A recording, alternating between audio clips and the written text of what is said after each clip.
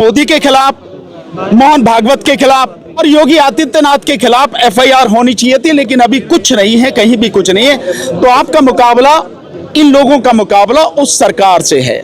जंतर मंतर इसलिए आया हूं कि देश में एक बहुत ही महत्वपूर्ण मुद्दे को लेकर आंदोलन हो रहा है। अभी जो चर्चा चल रही है कि मंत्रिमंडल में रीशफलिंग की बात चल रही है, हो सकता है इस रीशफलिंग में उसको एक साइड में ठिकाने लगा दिया जाए, उसको हटा दिया जाए। बीजेपी और क्या कर सकती है? आप देख रहे हैं कि महुआ मोइत्रा, उनको घेर कर अगर उन पर अंडे फेंके जाते हैं, उनको मारने का प्रयास किया जाता है। देखिए, इनकी लड़ाई जिस सरकार से है वो सरकार बहुत ही बेरहम और बेदर्द सरकार है।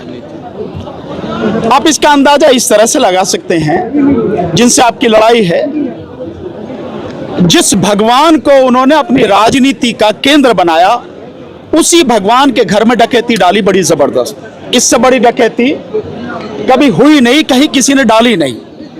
मतलब जिस गजनबी को कहा जाता है उसे भी मात कर दिया। 42 दिन में 70 बार डकैती अपने ही भगवान के घर में डाली, और अभी भी उसे बचाने की कोशिश की जा रही है।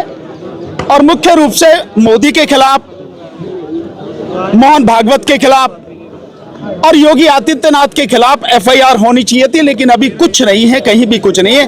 तो आपका मुकाबला, इन लोगों का मुकाबला उस सरकार से है।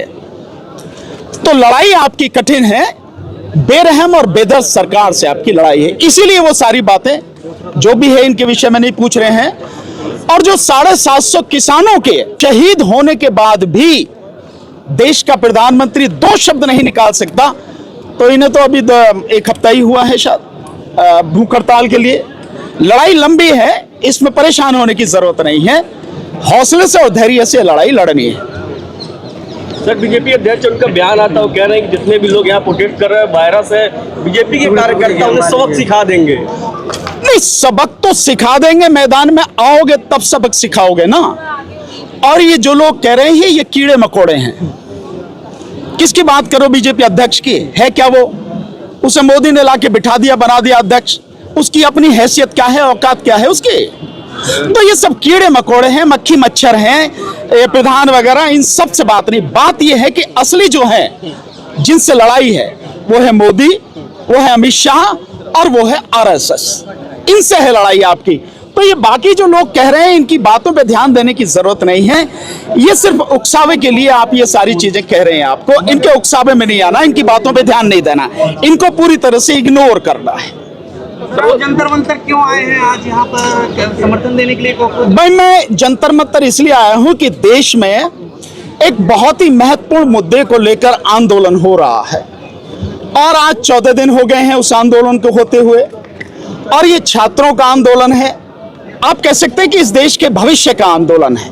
और इस आंदोलन में जगह जगह से लोग आ रहे हैं, अपना सपोर्ट कर रहे हैं, अपना समर्थन कर रहे हैं। तो मैं भी ये सारी चीजें यहां देखने आया हूं कि आखिर ये सब कुछ है क्या। आंदोलन वाकई में कितनी ईमानदारी से लड़ा जा रहा है? क्या इस आंदोलन के पीछे कोई और है, चाबी कहीं और है, या वाकई में यह आंदोलन इस देश के छात्रों का ईमानदार आंदोलन है? क्योंकि ये देश पहले भी धोखा खा चुका है। आप जानते हैं, अन्ना हजारे जो बीजेपी का आदमी था, आरएसएस का आदमी था, उसने किस तरह से देश के लोगों को मूर्ख बनाया, और उसके बाद जो कुछ हुआ इस देश ने देखा है। तो मैं समझता हूं लोगों को बहुत धैर्य से वॉच करना चाहिए, सारी चीजों को देखना चाहिए।